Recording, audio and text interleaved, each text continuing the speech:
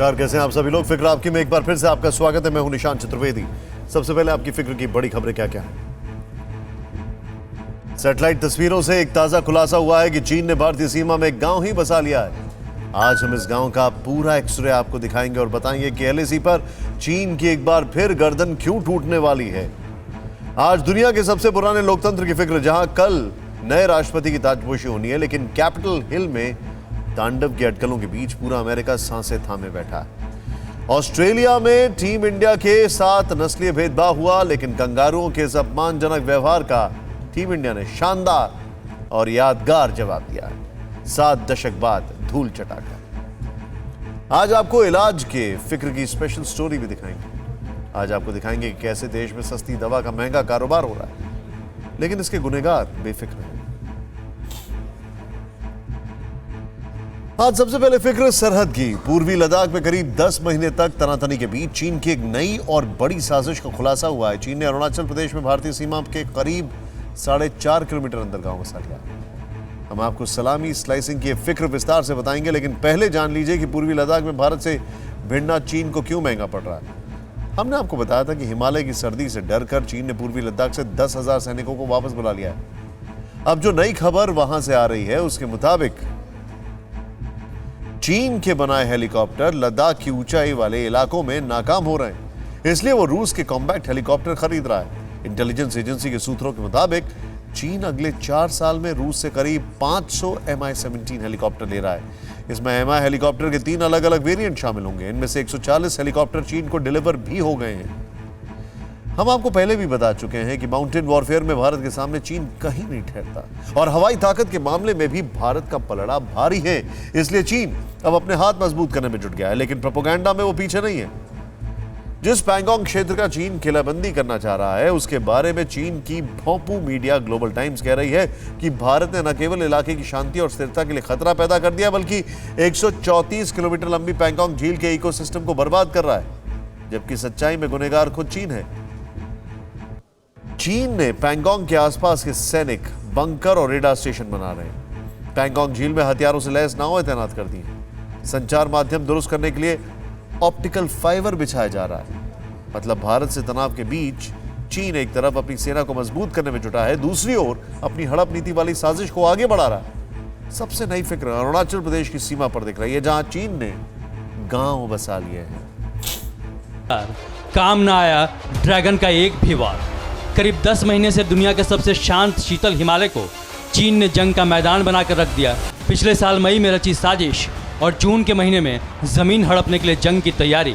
लेकिन गलवान में हिंद के हिमवीरों ने चाइनीज़ आर्मी की गर्दन मरोड़ी, हड्डियां तोड़ी और 20 के बदले 60 चीनी सैनिकों की लाशें बिछा दी। इसके बाद चीन ने जब जब भारत को उकसाया, भाला बर्छी लेकर धमकाया या फिर फायरिंग कर गिधर भभकी दी, भारतवर्ष के शूरवीरों ने जोरदार पराक्रम दिखाया। चीन की लाल सेना को बार बार पीछे धकेला और पैंगोंग के जिन पहाड़ों के नीचे चीनी सेना डटी, उसके शीर्ष पर भारतीय सैनिक जा बैठे, और वो भी बोफोर्स तोप के साथ। इस समय लद्दाख में पैंगोंग त्सो, चुशुल, गोग्रा, हॉट स्प्रिंग से लेकर देपसांग तक चीनी सैनिकों के सामने भारतीय सैनिक डटे हुए हैं। इनमें से कुछ जगहों पर तापमान 0 से 30 डिग्री नीचे रिकॉर्ड किया गया है। लद्दाख में गतिरोध कम करने के लिए भारत और चीन दोनों देशों के बीच सैन्य, कूटनीति और राजनीतिक स्तर की कई दौर की बातचीत हुई। चीन कई बार इस बातचीत पर सहमत हुआ कि वो अपने सैनिकों को वापस बुला लेगा, पर उसने ऐसा नहीं किया। मतलब लद्दाख में पहली बार बुरी तरह पिटने के बाद भी बीजिंग का चाल, चरित्र और चेहरा नहीं सुधरा है। लेकिन चीन का भोंपू मीडिया बार बार शांति का राग अलापता है, लद्दाख के स्टैंड ऑफ का ठीकरा भारत पर फोड़ता है, जबकि सच्चाई ये है कि शांति के कबूतर उड़ाने वाला चीन लद्दाख में पैंगोंग से लेकर देपसांग तक लगातार कंस्ट्रक्शन कर रहा है, जिसकी तस्वीरें और फिक्र हमने आपको कई बार दिखाई। लेकिन अब चीन की चालबाजी और धोखेबाजी का नया प्रमाण अरुणाचल के बॉर्डर पर मिला है। एक नज़र आप इसे देखेंगे तो ये आपको मिनी टाउनशिप जैसी दिखेगी। 2 मंजिले मकान, नया कंस्ट्रक्शन, ताज़ा रंग रोगन, 2, 4, 10 नहीं 100 से ज़्यादा मकान बनाए गए। चलिए अब अरुणाचल प्रदेश में उभरती फिक्र का विश्लेषण करते हैं। सबसे पहले इन 2 तस्वीरों को देखिए। आपके टेलीविज़न स्क्रीन की बाईं ओर अगस्त 2019 की तस्वीर है और दाईं तरफ नवंबर 2020 की।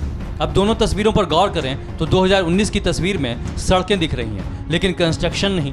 लेकिन करीब 1 साल बाद की तस्वीर में यहाँ सड़क के किनारे अच्छा खासा कंस्ट्रक्शन दिख रहा है।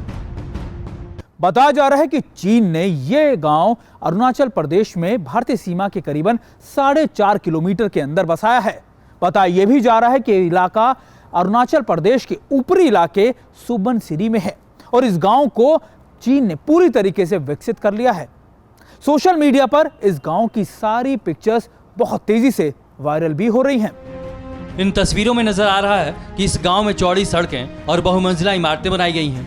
बताया जा रहा है कि इस गांव में करीब 101 घर बनाए गए हैं। इन घरों में चीनी लोगों को बसाया गया है और घरों के ऊपर चीन के झंडे भी लगाए गए हैं। कुछ इमारतों पर तो चीनी भाषा में बहुत कुछ उकेरा गया है। TV9 भारतवर्ष के पास अरुणाचल में चीनी हलचल की ये खबर पहले से थी, लिहाजा जब एक हफ्ते पहले जब भारत के आर्मी चीफ जनरल नरवणे ने यह कहा था कि चीन पाकिस्तान की जुगलबंदी से बड़ा खतरा है, लेकिन भारत हर चुनौती के लिए तैयार है, तब हमारे संवाददाता ने उनसे अरुणाचल की इसी फिक्र पर सवाल किया था। हम सिर्फ ईस्टर्न लद्दाख पे नहीं बल्कि पूरे नॉर्दर्न बॉर्डर्स पर लगातार हम निगरानी रखे हुए हैं।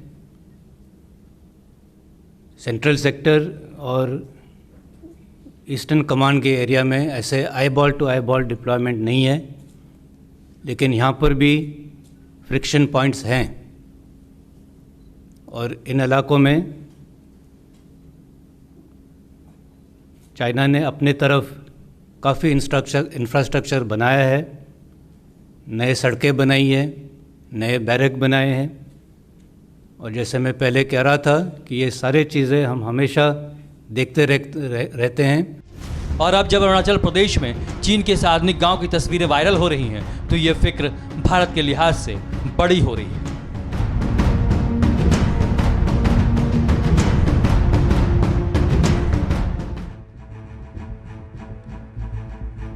चीन के इस नए विवाद को लेकर भारत के विदेश मंत्रालय का बयान भी सामने आया है। एमईए ने कहा है कि भारत सरकार इस पर लगातार नजर बनाए हुए है और जरूरी कार्रवाई भी कर रही है। हो सकता है कि विदेश मंत्रालय का यह जवाब कई लोगों को अटपटा लगा हो, लेकिन अब आपको इसकी सच्चाई बताते हैं। दरअसल अरुणाचल प्रदेश का यह क्षेत्र ठीक वैसे ही है जैसा पीओके और अक्साई चिन।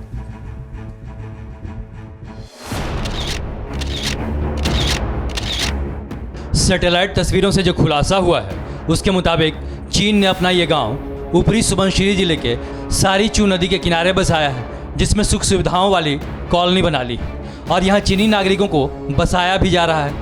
अब इस पर राजनीति भी तेज हो रही है, जिसका विश्लेषण हम आगे करेंगे। पहले अरुणाचल के इस गांव का फैक्ट जान लीजिए। बताया जाता है कि अरुणाचल प्रदेश के इस इलाके पर चीन का वर्ष 1959 से कब्जा है। चीन की पीपल्स लिबरेशन आर्मी ने 1959 में असम राइफल्स को हटाकर इस इलाके पर नियंत्रण कर लिया था। 1962 की जंग के बाद चीनी सेना पीछे चली गई थी, लेकिन बाद के वर्षों में अक्साई चिन और अरुणाचल प्रदेश के इलाके में पीएलए फिर से आ डटी। 1990 के दशक के अंतिम वर्षों में चीन ने इस इलाके में सड़कों का जाल बिछाया और कुछ साल पहले यहाँ एक सैन्य चौकी भी स्थापित कर 62 से के बाद चाइना का कब्जा में है। चाइना जिस इलाका को कब्जा करके बैठा है उसमें नया गांव बना रहा है या नया एडमिनिस्ट्रेशन बिल्डिंगें बना रहा है, वो चाइना बना रहा है। ये तो बहुत जगह पे बना रहा है। दरअसल ड्रैगन की इस नई चाल के पीछे चीन के राष्ट्रपति शी जिनपिंग की कुटिल योजना बताई जा रही है, जिसके तहत 3488 किलोमीटर लंबे एलएसी पर 600 गांव बनाने की ड्रैगन की प्लानिंग है। साल 2017 डोकलम में शी जिनपिंग ने जिस तरीके से भारतीय सेना से मुंह की खाई, उसके बाद उन्होंने एक नया प्लान तैयार किया और इसको नाम दिया गया बॉर्डर मॉडर्न या फिर आप कह सकते हैं कि बॉर्डर डिफेंस विलेज। इस विलेज को या फिर इस मॉडल का मकसद था कि चीन, तिब्बत और बाकी दुनिया के बीच एक रक्षा कवच बना देना जिसे कोई भी भेद ना सके। इसका मकसद एक और भी था कि लगातार चीन पर जिस तरीके से बॉर्डर के एरिया को कैप्चर करने का सवाल खड़ा हो रहा है, उससे चीन अपनी आबादी को दिखाकर बच सके। माना जा रहा है कि अरुणाचल प्रदेश में बसाया गया यह आधुनिक गांव भी जिनपिंग के इसी एजेंडे का हिस्सा है। सेव तिब्बत संगठन के मुताबिक इन गांवों में चीन की सत्तारूढ़ कम्युनिस्ट पार्टी के कार्यकर्ताओं को बसाया जा रहा है। चीन की कम्युनिस्ट पार्टी इन गांवों में बसने वाले लोगों को पैसे भी दे रही है। अब ऐसी क्या वजह है कि चीन यहाँ पैसे लगाकर गांव भी बसा रहा है और यहाँ रहने वालों को पैसे भी दे रहा है? दरअसल चीन की कोशिश तिब्बत के धर्मगुरु दलाई लामा के समर्थकों को यहाँ घुसने से रोकना और कम्युनिस्ट पार्टी के हितों को साधना है।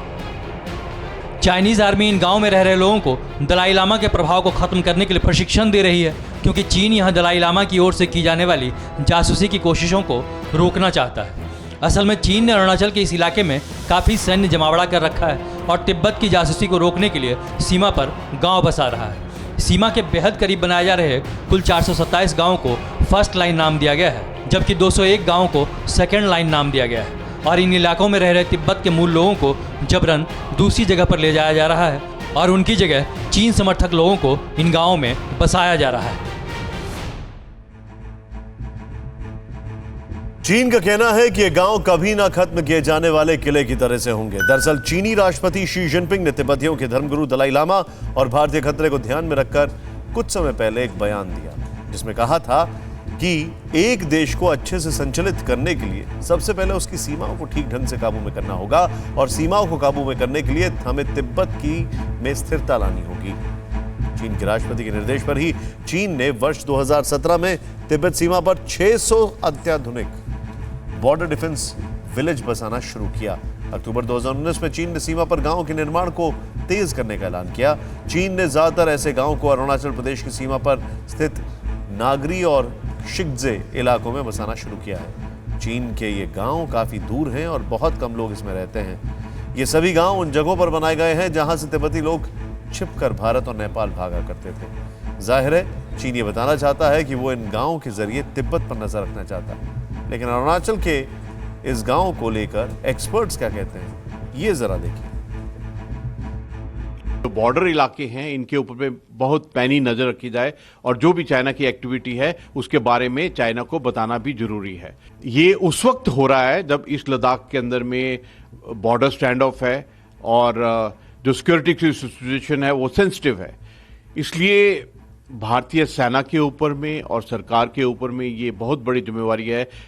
अगर बनाया है और ये बढ़ेगा, अगर 10 आज बनाए हैं 10 और बनाएंगे, 10 बनाते जाएंगे और धीरे धीरे एक छोटा शहर बन जाएगा, गांव बन जाएंगे, इसका मतलब कि चीन वहां से हिलने वाला नहीं है।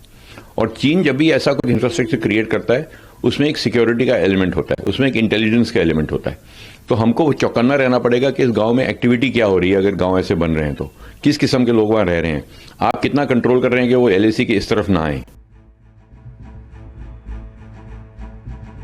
अब भारत में मुद्दा कोई भी हो तो सियासत लाजमी है। ठीक वैसे ही इस मुद्दे पर भी आज राजनीति शुरू हो गई। कांग्रेस के पूर्व अध्यक्ष राहुल गांधी ने बीजेपी पर हमला किया, लेकिन इससे पहले ही बीजेपी अध्यक्ष जेपी नड्डा ने एक के बाद एक 2 ट्वीट कर राहुल गांधी से सवाल पूछा कि वो उनके वंश के लोग और कांग्रेस चीन पर झूठ बोलना कब बंद करेंगे। क्या राहुल इस बात का खंडन कर सकते हैं कि हजारों किलोमीटर जमीन नेहरू ने चीन को तोहफे में दे दी थी? हालांकि इसके बाद जब राहुल गांधी प्रेस कॉन्फ्रेंस करने आए तो उन्होंने बीजेपी को प्रधानमंत्री का एक वादा याद कराया। हालांकि अरुणाचल प्रदेश के बीजेपी सांसद तापर गाव कहते हैं कि अरुणाचल में जो कुछ हो रहा है वो कांग्रेस की देन। चाइना डोमिनेट करना चाहता है और वो सिस्टमैटिकली काम कर रहा है। आपके शब्दों से कुछ फर्क नहीं पड़ने वाला है। आप मेरे बारे में कुछ भी बोल दो, कुछ फर्क नहीं पड़ने वाला है। आपका काम हिंदुस्तान की रक्षा करने का है, आप नहीं कर रहे हो और उसका नतीजा हिंदुस्तान को देखने को मिलेगा। रियलिटी से नहीं हट सकते हैं। अरुणाचल में और अक्साई चीन में जितना चाइना ने जमीन कब्जा हुआ सारा कांग्रेस का रूल में। कारण क्या है, कांग्रेस रूल में अरुणाचल प्रदेश में मैकमोहन लाइन से 300-400 किलोमीटर रास्ता हम नहीं बनाएंगे, ये कांग्रेस का पॉलिसी था। क्योंकि 1962 जैसा कोई इशू आ जाएंगे तो चाइना इसको सर के यूज करेंगे हमारा विरोध में। इसलिए आज मोदी जी आने के बाद 2 लेन सर के चाइना बॉर्डर तक बना रहा है। लेकिन एक साल 4.5 किलोमीटर अंदर पक्के मकान चीन ने कैसे बना दिए, वो भी भारतीय सीमा में? इसका कोई जवाब देगा? अगर सही मायने में देखा जाए तो पीओके से लेकर अक्साई चिन और अरुणाचल प्रदेश के कुछ हिस्से कब और किसके कब्जे में गए, इसके बारे में आकलन करना बहुत मुश्किल नहीं। इसीलिए राजनीति अपनी जगह है और सच्चाई अपनी जगह। और अब फिक्र जेंटलमैन्स गेम यानी क्रिकेट की। सभ्य लोगों के इस खेल को ऑस्ट्रेलिया के खिलाड़ियों और वहां के कुछ दर्शकों ने पूरी तरह सभ्य बना दिया और क्रिकेट को ही बदनाम कर दिया। ऐसा हम क्यों कह रहे हैं, इसका पूरा मतलब आज समझाएंगे। यह भी बताएंगे कि अंग्रेजी में एक मशहूर कहावत है, once a cheater always a cheater, यानी एक बार धोखेबाजी करने वाला हमेशा धोखेबाजी करता है। और यह कहावत ऑस्ट्रेलियाई खिलाड़ियों पर 100% सटीक बैठती है। लेकिन पहले बार टीम इंडिया की चैंपियन वाले एटीट्यूड की, जिसने एक बार फिर 7 दशक बाद विदेशी धरती पर इतिहास रच दिया।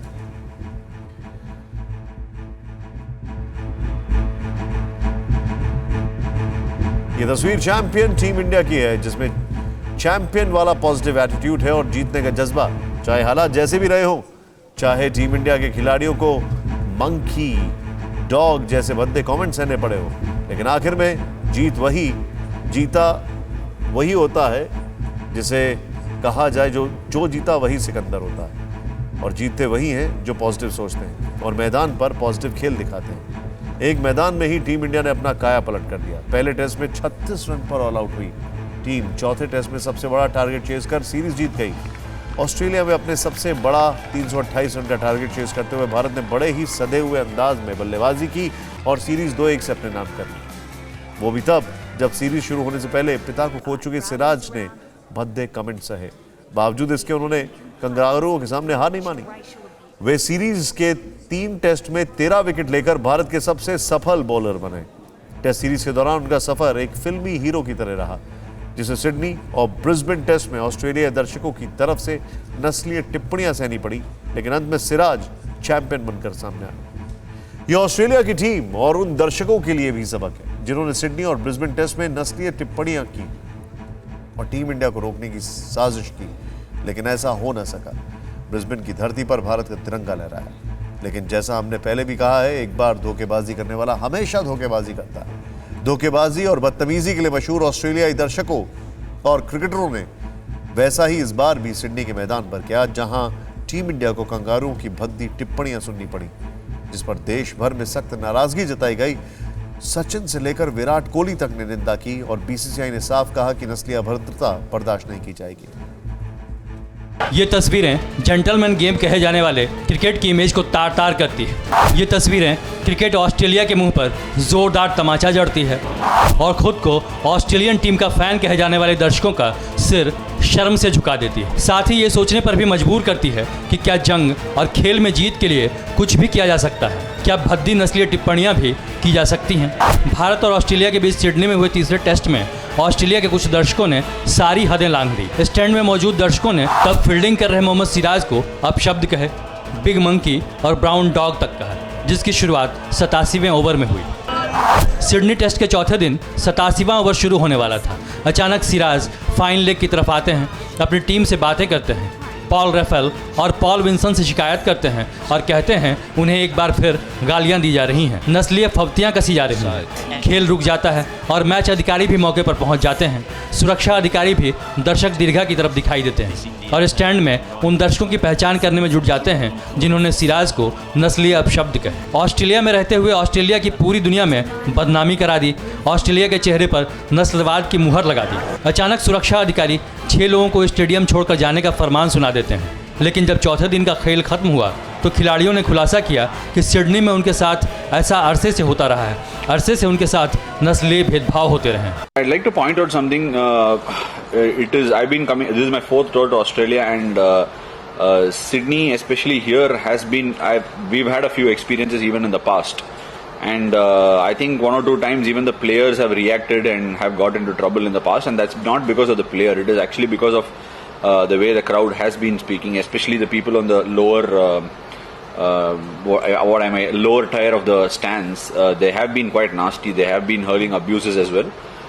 But this is a time where they've actually gone one step higher and used racial abuses. And इस घटना के एक दिन बाद यानी सिडनी टेस्ट के तीसरे दिन भी जसप्रीत बुमराह और मोहम्मद सिराज ने दर्शकों की तरफ से नस्लीय दुर्व्यवहार की शिकायत दर्ज करवाई थी, जो अभी शांत भी नहीं हुआ था कि मैच के चौथे दिन एक बार फिर से क्रिकेट को शर्मसार करने वाली घटना मैदान में देखने को मिली।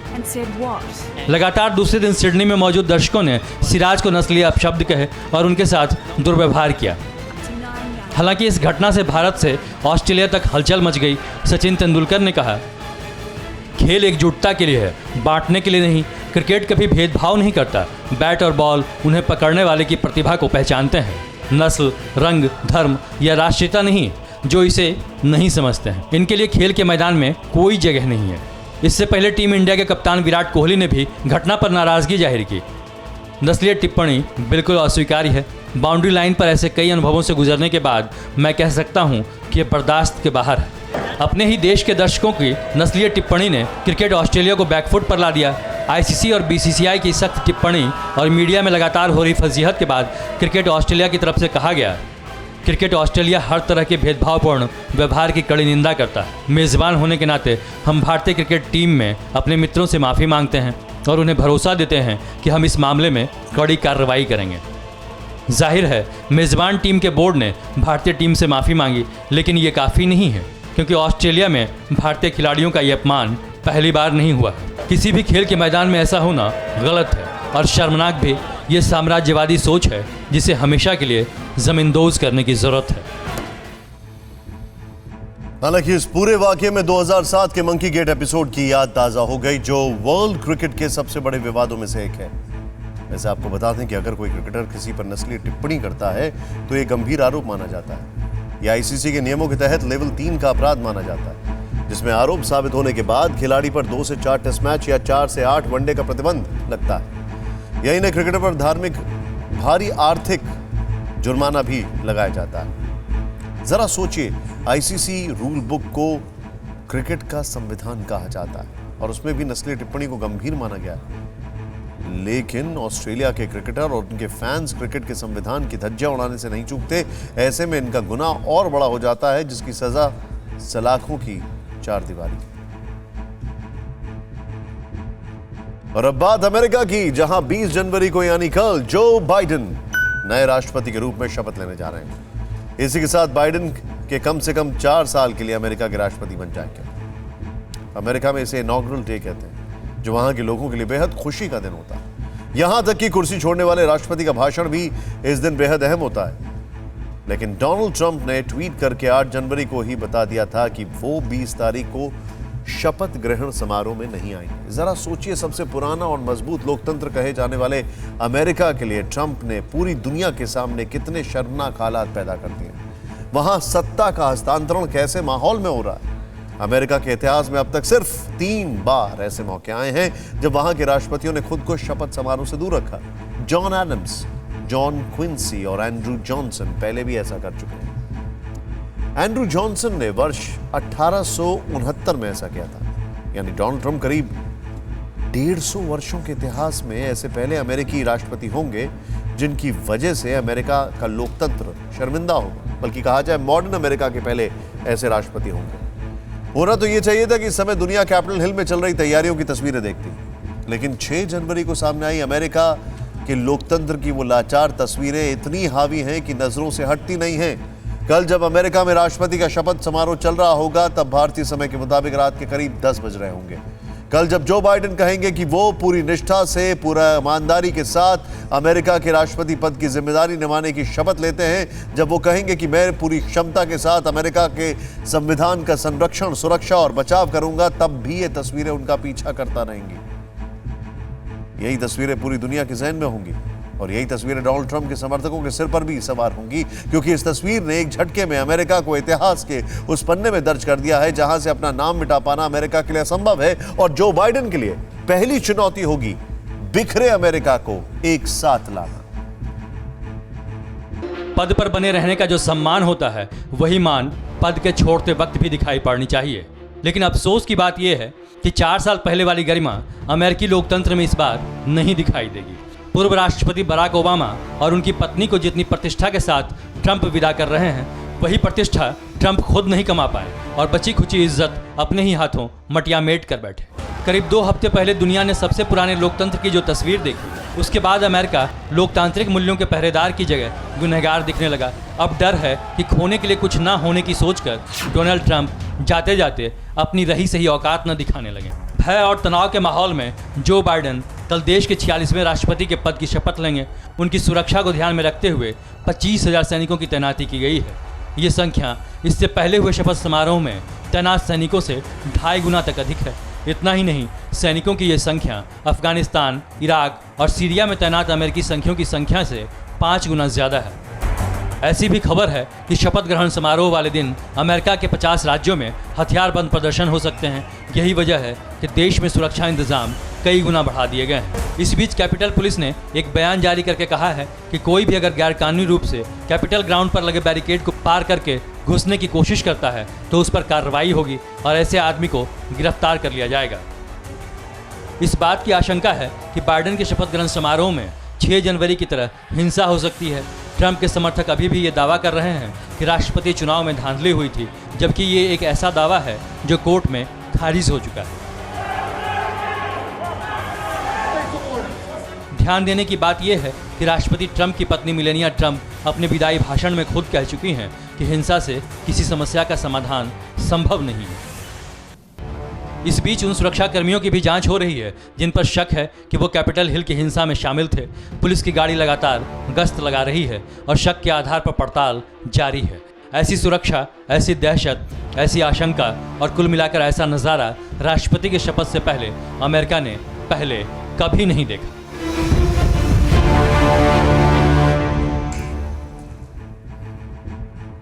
कहने को तो ट्रंप ने पहले ही कह दिया है कि वो नए प्रशासन को व्यवस्थित तरीके से सत्ता का हस्तांतरण कर देंगे, लेकिन असल में हो क्या रहा है? ट्रंप के समर्थक सेकेंड इनॉग्रल की तैयारी कर रहे हैं। यानी जिस वक्त बाइडेन शपथ ले रहे होंगे उसी वक्त ट्रंप के समर्थक ट्रंप के लिए एक अलग समारोह का आयोजन करेंगे। एक रिपोर्ट के मुताबिक करीब 68,000 लोगों ने फेसबुक पर कहा है कि वो ट्रंप के समर्थन में इस ऑनलाइन समारोह में शिरकत करेंगे। आज ट्रंप को वो तस्वीरें याद करनी चाहिए कि 4 साल पहले क्या हुआ था जब ट्रंप अमेरिका के राष्ट्रपति पद की शपथ ले रहे थे। जब ट्रंप ने शपथ ली थी तब हिलरी क्लिंटन अपने पति और पूर्व राष्ट्रपति बिल क्लिंटन के साथ मौजूद थी।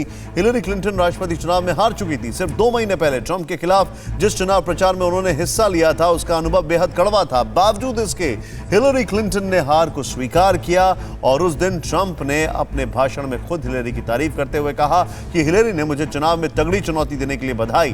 क्या ट्रंप भी जो बाइडेन को बधाई देकर एक सम्मानित विदाई नहीं हासिल कर सकते थे? ये सवाल आज दुनिया को ट्रंप से पूछना चाहिए। ये और बात है कि ट्रंप अपना जवाब पहले ही तय कर चुके होंगे। और अब बात बंगाल की, जहां चुनाव से पहले हर रोज कहीं ना कहीं से हिंसा की खबरें आ रही हैं। आज 2 बीजेपी कार्यकर्ताओं पर हमला हुआ, जबकि टीएमसी के कार्यकर्ताओं के बीच आपस में खूनी झड़प हुई। बीजेपी ने जहां चक्का जाम का ऐलान किया, वहीं ममता बनर्जी ने आज लोगों से कहा कि बीजेपी वोट के लिए पैसे दे तो पैसे ले लेना, लेकिन वोट मत देना। शुभेंदु दादा की रैली में आ रहे थे, सुमुंदु का मारा आपको, साथ में और भी लोग थे। गाड़ी भांग चुल को दिया, गाड़ी भी तोड़ दिया है। बास में था, हमें नीचे नाम के भाग दिया। आपके साथ और भी लोग थे? बीजेपी का ये कार्यकर्ता मिदनापुर में शुभेंदु अधिकारी की रैली में शामिल होने आ रहा था। आरोप है कि रास्ते में इसे रोका गया और इसके साथ मारपीट की गई। मारपीट की एक और घटना हुई है जिसमें बीजेपी कार्यकर्ता गंभीर रूप से जख्मी हो गया। अपने कार्यकर्ता को देखने शुभेंदु अधिकारी अस्पताल पहुंचे और कहा कि रविवार तक पुलिस ने दोषियों पर कार्रवाई नहीं की तो सोमवार से 10,000 कार्यकर्ताओं के साथ चक्का जाम कर देंगे। सड़क पर उतरना पड़ेगा। जब सीपीएम का खिलाफ हम लोग भी किया 11 साल का पहले, हम लोग नॉलेजेबल आदमी है, कैसे तरीके से शांतिपूर्ण तरीके से आंदोलन के द्वारा ये गुंडागर्दी बंद किया जाए, ये हम लोग को मालूम है। दक्षिणी दिनाजपुर के बेलूर घाट में भी हिंसा की एक तस्वीर सामने आई। कहा जा रहा है कि टीएमसी कार्यकर्ताओं के बीच आपस में गोलीबारी हुई। गोली लगने से एक कार्यकर्ता की मौत हो गई और दूसरे को हार्ट अटैक आ गया। बीजेपी के पश्चिम बंगाल अध्यक्ष दिलीप घोष का कहना है कि टीएमसी ने जो हिंसा फैलाई है वो खुद पार्टी के अंदर भी फैल रही है। टीएमसी में अभी जो घमासान लगा हुआ है, मुसल पर्व शुरू हो गया है, मैंने बोला था आपस में लड़ भिड़ कर मर रहे हैं। कल भी आपस में लड़ाई में गोली चली कैनिंग में, आज गंगारामपुर में। पूरा बंगाल में पार्टी के अंदर मारकाट शुरू हो गया है। इससे पूरा सोसाइटी में इसका प्रभाव आ रहा है। उधर पुरुलिया में ममता बनर्जी की रैली हुई, जिसमें उन्होंने बीजेपी पर आरोप लगाया कि वो नक्सलियों से भी ज़्यादा खतरनाक हैं। ममता ने लोगों से कहा कि बीजेपी लालच के जाल में फंसाएगी, लेकिन फंसना मत। ये बोलছে क्या तुम्हारा बेटी का शादी बाकी है? अच्छा हम कुछ रुपया तुमको दे देता है, ইলেকশনের সময় কাউকে কাউকে টাকা দেবে। আমি আগে থেকে বলে যাচ্ছি, টাকা দিলে টাকা নিয়ে ভালো করে মাংস ভাত খেয়ে নেবেন, ভোটটা একটাও দেবেন না। এটা মাথায় রাখবেন, এ টাকা ওদের টাকা নয়, জনগণকে টাকা দিয়ে ভোট কেনা যায় না। আমি যেটা বলছিলাম। इस बीच पश्चिम बंगाल के मुर्शिदाबाद में भारी मात्रा में बम बरामद किए गए। रानीनगर पुलिस स्टेशन के बोधनपारा में पुलिस ने 3 बैग से 19 बम बरामद किए। बम को डिफ्यूज़ करने के बाद ये पता किया जा रहा है कि ये आए कहाँ से।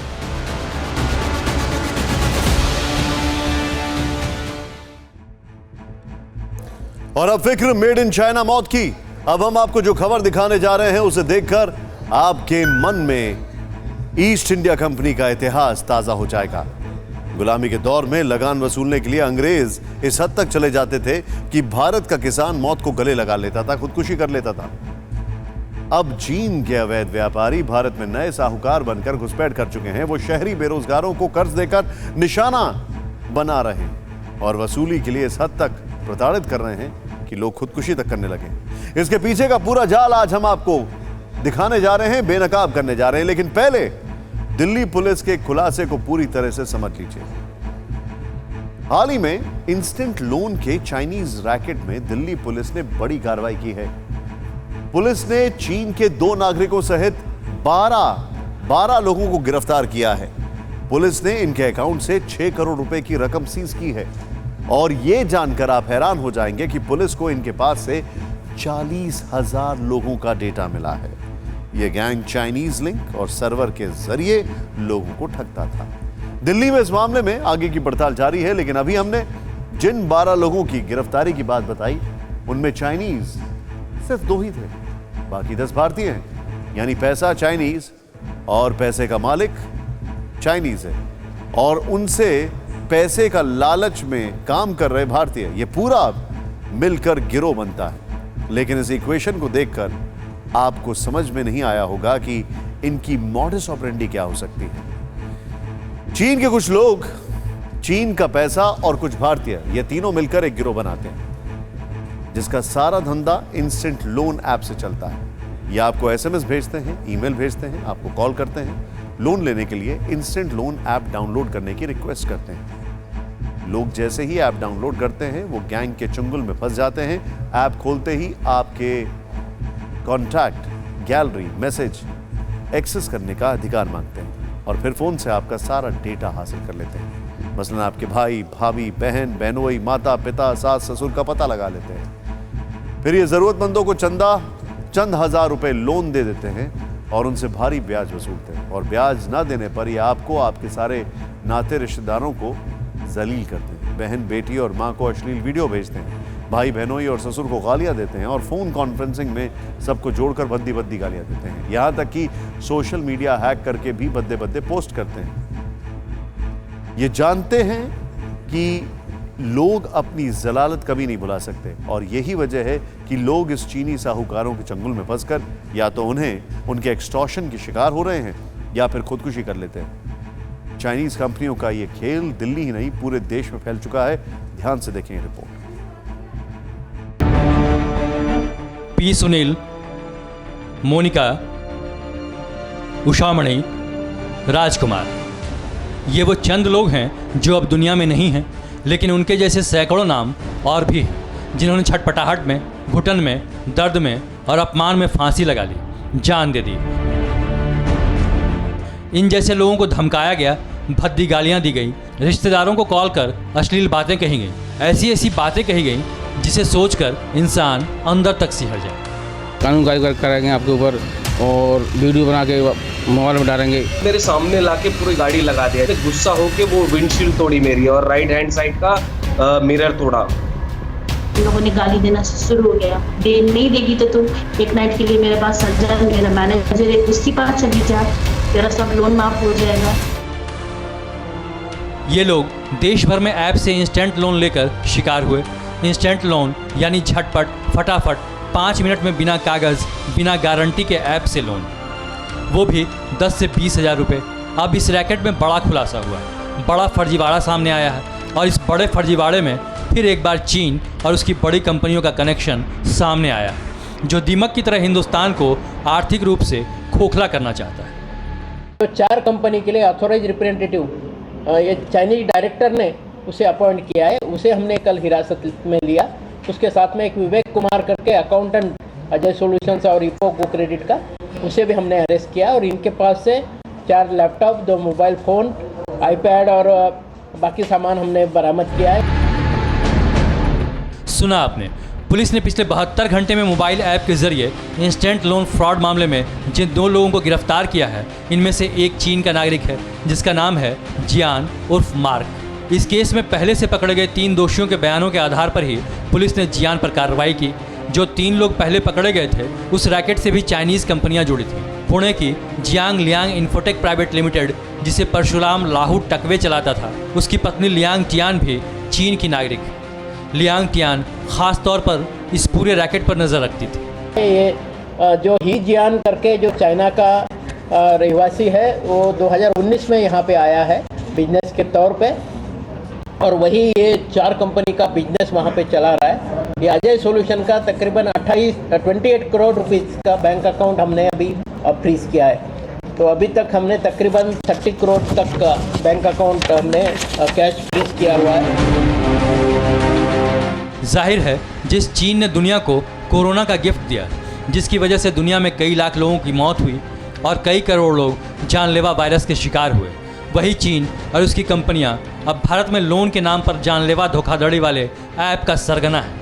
क्योंकि देश में अब तक जिस Panda, Mama, Monkey Cash, Water Elephant, Quick Cash जैसे 2 दर्जन से ज़्यादा लोन ऐप से इंस्टेंट लोन लिए जाते हैं, इनका सॉफ्टवेयर बैकएंड भी करीब करीब एक ही है, लेकिन इनकी ब्रांडिंग अलग अलग है और चाइनीज़ निवेशक इन्हीं अलग ब्रांड और फर्जी डायरेक्टर के नाम पर हिंदुस्तान का नया साहूकार बनना चाहते हैं। ताकि देश अंदर से कमज़ोर हो, ये चाइनीज़ साहूकार देश के लिए उतना ही जानलेवा है जितना इनका कोरोना वायरस रहा।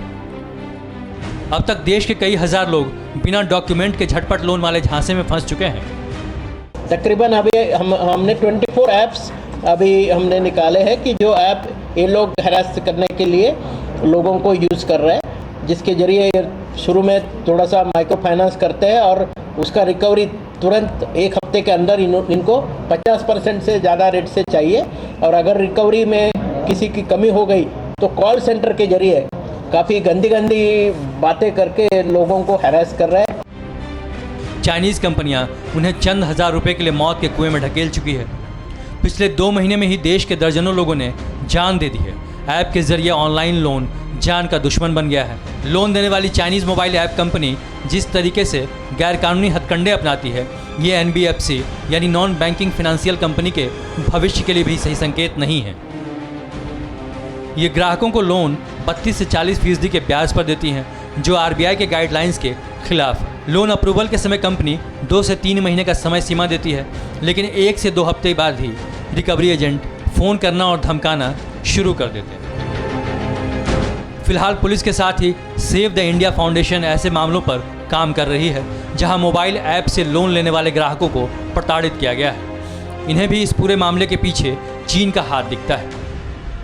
देखिए, जो फिनटेक में स्पेशली लेंडिंग वाली कंपनी में देखा है कि मेजर जो इनफ्लो है वो चाइना से ही है। एक तो डेटा प्राइवेसी में उनको फ़ायदा है कहीं ना कहीं इंडिया के लिए। अगर चाइनीज़ फंड आ रहा है तो प्राइवेसी को लेके अगर आप कुछ दिन पहले देखें तो कितना हंगामा हुआ था, तो उसके अकॉर्डिंगली वो तो देखे तो मल्टीपल लोगों के घर पहुंच रहे हैं, क्योंकि अगर कहीं भी ऐप को कंट्रोल कर रहे हैं और उनका इन्वेस्टमेंट है तो कहीं ना कहीं वो सर्वर को एक्सेस तो कर ही रहे होंगे। और नए ऐप में तो देखा गया कि फोटो, कॉन्टैक्ट, हर चीज़ को कॉपी कर ले रहे हैं वो लोग। अब ग्राहकों के साथ होती धोखाधड़ी और चाइनीज़ कनेक्शन को देखते हुए RBI ने अपना रुख सख्त कर लिया है। NBFC से डिजिटल लेंडर यानी मोबाइल ऐप कंपनी की पूरी जानकारी ले ली गई है। टीवी9 भारतवर्ष लगातार आपको एक खबर दिखाकर अलर्ट कर रहा है ताकि आप चाइनीज साजिश के शिकार न बने, और अब इसका असर भी बड़े पैमाने पर दिख रहा है। गूगल इंडिया ने इंस्टेंट लोन ऐप्स पर बड़ी कार्रवाई करते हुए 100 से ज्यादा ऐप्स को अपने प्ले स्टोर से हटा दिया है। इसमें सावधानी और जागरूकता ही बचाव है। ऐसे मामलों की तत्काल शिकायत करें जो कोरोना में बेरोजगार हुए लोगों की मजबूरी का फायदा उठा रहे हैं, पाई पाई के लिए तरस रहे लोगों को कर्ज देकर उनकी खुदकुशी की वजह बन रहे हैं। लेकिन अगर इतनी घटनाएं सामने आने के बाद भी किसी को कोई फर्क नहीं पड़ रहा है तो ये देश की बहुत बड़ी फिक्र की बात बन जाती है। और आगे बढ़ने से पहले फिक्र हेडलाइंस। कल से आत्मनिर्भर भारत की ताकत दिखेगी, देखेगी दुनिया। वैक्सीनेशन पर पड़ोसी देशों की मदद करेगा भारत। नेपाल, भूटान, बांग्लादेश, मालदीव, म्यांमार को टीका देगा। कोरोना वैक्सीनेशन पर स्वास्थ्य मंत्रालय का बयान, भारत में वैक्सीन का सबसे कम साइड इफेक्ट, सिर्फ 0.18% लोगों पर दुष्प्रभाव। प्रकाश जावड़ेकर का राहुल गांधी पर पलटवार, कांग्रेस बताए अक्साई चिन पर कब्जा कैसे हुआ, चीनी दूतावास में जाकर कौन बैठा था। शुभेंदु अधिकारी का ममता बनर्जी को चैलेंज, पूर्व सीएम लिखने के लिए तैयार रहे दीदी। ममता ने बीजेपी को नक्सलियों से भी ज्यादा खतरनाक बताया। वेब सीरीज तांडव पर घमासान के बाद बैकफुट पर निर्माता, विवादित सीन में होगा बदलाव, बोले भावनाएं आहत करने का इरादा नहीं। और अब खबरें पॉजिटिव।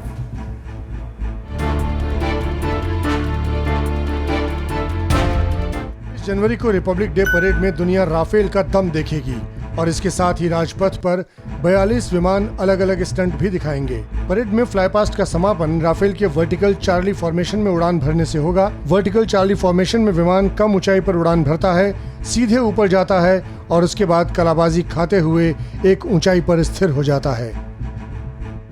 दिल्ली में कोरोना के केस लगातार घट रहे हैं। पिछले 24 घंटे में कोरोना के सिर्फ 161 नए मामले सामने आए हैं। पिछले 8 महीने में पहली बार संक्रमण के मामलों में ये सबसे कम आंकड़ा है।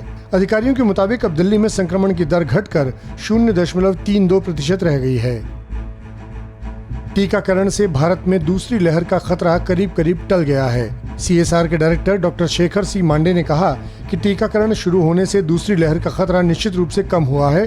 वहीं वर्धमान महावीर मेडिकल कॉलेज के कम्युनिटी मेडिसिन विभाग के निदेशक डॉक्टर जुगल किशोर ने कहा कि अब देश में कोरोना की दूसरी लहर की आशंका नहीं है। हालांकि अमेरिका समेत तमाम यूरोपीय देश कोरोना संक्रमण की दूसरी लहर का सामना कर रहे हैं।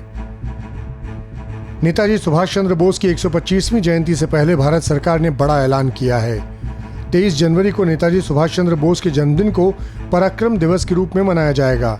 नेताजी की 150वीं जयंती को केंद्र सरकार अब और भी ज्यादा भव्य तरीके से मनाने जा रही है। इसे लेकर एक उच्च स्तरीय कमेटी बनाई गई है जिसकी अगुवाई खुद प्रधानमंत्री नरेंद्र मोदी कर रहे हैं। 85 सदस्यों वाली इस कमेटी में गृह मंत्री, रक्षा मंत्री, बंगाल के मुख्यमंत्री सहित राज्यों के मुख्यमंत्री और नेताजी के परिवार के सदस्य शामिल हैं।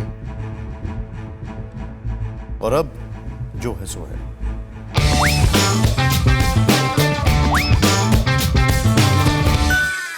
जहां नहीं जीते थे वहां भी जीत गए। टीम इंडिया अब गाबा की भी गब्बर हो गई। कंगारुओं को उन्हीं की दवाई ऐसी पिलाई कि कड़वाहट जाने में जमाना लग जाएगा। बाउंसर बा बाउंसर, स्लेजिंग बा स्लेजिंग के अंदाज में तुर्की बा तुर्की कर दिया गया। कंगारू नस्ली टिप्पणी तक पर उतारू हो गए, पर अजिंक्या के लड़ाके बैट और बॉल से वो जवाब दे गए कि बोलती बंद हो गई। इस जीत में जिंदगी की सीखें भी हैं। टीम संभालने वाले को दिमाग ठंडा रखना चाहिए। लड़ाई लड़ाका जीतता है, रिकॉर्ड नहीं। हौसले से बड़ा कोई हथियार नहीं। बड़ी जीत तब हासिल होती है जब सब मिलकर योगदान दें। और हां, सिराज अपने अब्बू के नहीं रहने पर भी घर नहीं लौटे, मिट्टी मातम तक न कर पाए। विराट ने भी एक समय अपने पिता के नहीं रहने के बावजूद खेल जारी रखकर 90 रन बनाए थे। दिल्ली को कर्नाटक के खिलाफ फॉलो ऑन से बचाकर बता दिया था कि यह सितारा अब बड़े फलक पर चमकने के लिए तैयार है। पर इस बार संतान के होने पर वो घर आ गए थे। अब अजिंक्या को बेहतर कप्तान आका जा रहा है। पहाड़ की चोटी पर हिलने डुलने की ज्यादा गुंजाइश नहीं होती, बाकी तो जो है सो है।